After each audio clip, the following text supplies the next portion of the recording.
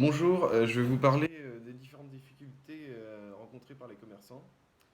Donc aujourd'hui en France, il faut savoir qu'il y a plus de 60 000 commerçants qui ont des difficultés financières.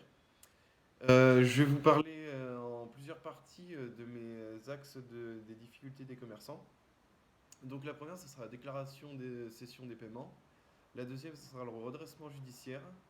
La troisième, le rétablissement professionnel. Après, la liquidation judiciaire. La liquidation judiciaire simplifiée, la déclaration des créances, la suspension des poursuites et la fermeture d'un établissement. Donc, pour présenter la déclaration de cession des paiements, lorsqu'une entreprise se trouve en situation de cession des paiements, c'est-à-dire que quand elle est dans l'impossibilité de régler ses dettes avec son actif disponible, elle doit effectuer une déclaration de cession des paiements appelée dépôt de bilan auprès du tribunal de commerce ou du tribunal de grande instance. La deuxième catégorie, c'est le redressement judiciaire. Donc la procédure de redressement judiciaire qui doit être mise en œuvre par toutes les entreprises en cession de paiement dont le redressement est jugé possible. Cela permet la poursuite de l'activité de l'entreprise, l'apparuement de ses dettes et le maintien de l'emploi. Elle peut donner lieu à l'adoption d'un plan de redressement à l'issue d'une période d'observation, pendant laquelle un bilan économique et social de l'entreprise est réalisé. La troisième partie est le rétablissement professionnel. Donc la procédure de rétablissement professionnel est destinée aux entrepreneurs individuels, les personnes physiques, qui n'ont pas de salariés et dont l'actif est inférieur à un certain seuil. Alors elle a inspiré du rétablissement personnel des procédures, du surendettement des particuliers. Elle offre aux débiteurs une possibilité de rebondir rapidement en leur faisant bénéficier d'un effacement des dettes sans recourir à une liquidation judiciaire. Donc la liquidation judiciaire.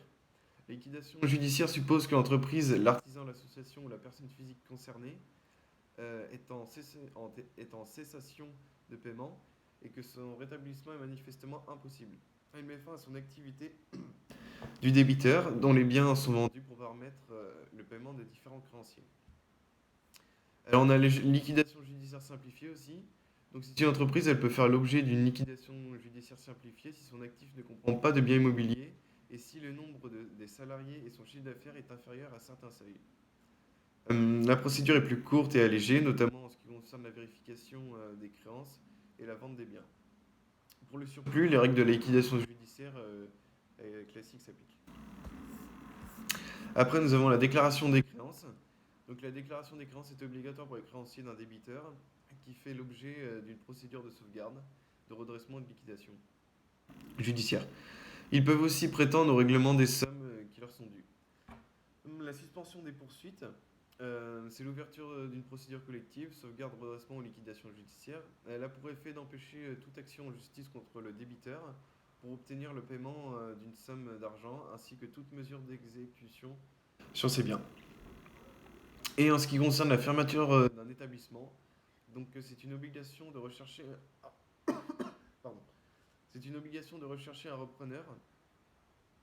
Lorsqu'une entreprise d'au moins 1000 salariés envisage la fermeture d'un établissement ou d'un licenciement collectif pour motif économique donnant lieu à un plan de sauvegarde de l'emploi, l'employeur doit en informer le comité social et économique.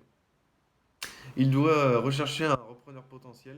Le respect de cette obligation conditionne la régularité de la procédure de licenciement collectif et l'homologation du PSE. Donc le PSE, c'est le plan de sauvegarde de l'emploi.